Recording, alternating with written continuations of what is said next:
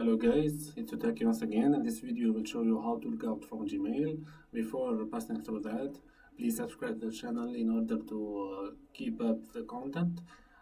So why you need to log out from Gmail account if you are using your account in another device or computer from your friend and so on. So you need to log out your account before he can access to your emails.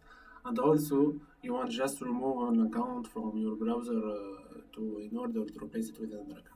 So guys, after opening the Gmail, you will just press in the logo here of the account, then you can press sign out.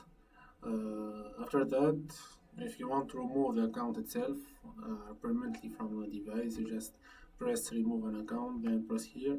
That's it guys. So I logged out, I removed the account from the device and so on. So that's it, easy peasy. So guys, like and share and subscribe to the channel. Hope you are doing well.